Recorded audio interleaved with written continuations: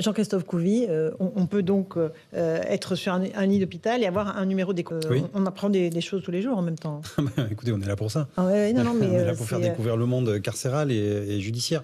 Non, mais effectivement, et d'ailleurs, je pense que Pierre Palmade, en tant que justiciable et qui fait face à cette réalité, il n'est plus dans le monde de l'illusion, comme on peut être dans certains milieux, ou même quand on se drogue, on est toujours dans ce monde de l'illusion, et là, d'un seul coup, c'est la froideur, j'allais dire, de la réalité. Voilà, on se retrouve face à nos démons et en face de notre responsabilité. Et oui, on va aller en prison, et oui, on va être dans une pièce de 9 mètres carrés, et oui, effectivement, on va être comme un justiciable français qui doit des comptes à la société.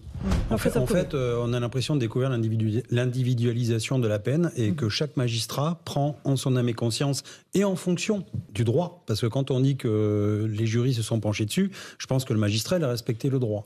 C'est juste que comment on interprète ce droit-là. Et si effectivement on n'est pas dans le cœur du dossier, on ne sait pas ce qu'il y a dans le dossier, alors un avocat peut savoir ce qu'il y a dans le dossier, là en l'occurrence autour de la table on ne sait pas. Donc si le magistrat qui a décidé quand même d'envoyer le citoyen Pierre Palmade en détention provisoire, c'est qu'il avait peut-être aussi des bonnes raisons pour le faire.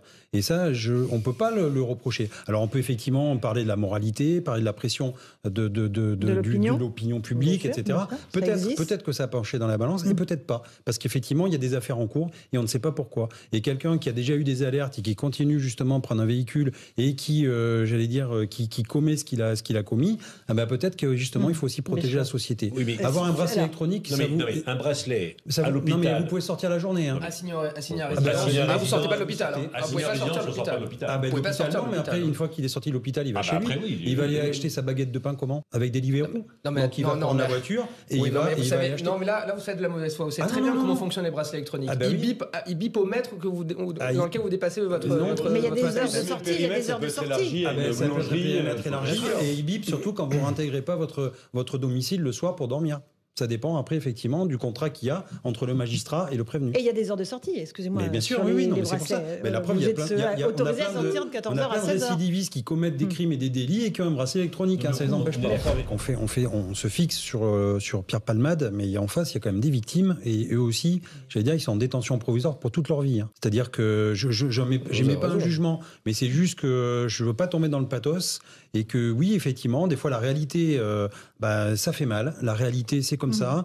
Encore une fois, on parle du monde de l'illusion, les drogues, etc. On vit dans une espèce de contre-société et un jour ou l'autre, on doit rendre compte à la société justement dans laquelle on vit. Et en face, il y a des victimes qui sont à vie marquées par ça. Et je pense pas que le fait que Pierre Palmade aille en détention, ça va les émouvoir. Il y a 90% de la lutte, je vais dire, contre, je vais parler de la drogue, contre la drogue, effectivement, qui est utilisée dans la répression. C'est 90%.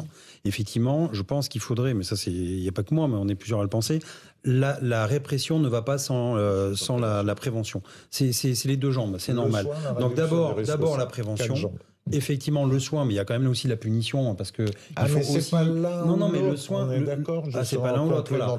Il faut que et la répression, je veux dire, c'est le bout de chaîne. Mais il faut aussi à un moment donné qu'on puisse avoir une répression, parce que c'est des troubles aussi à la société. On peut regardez, vous pouvez supprimer des permis de conduire, ça n'empêche pas les gens de prendre la voiture et de conduire comme eux.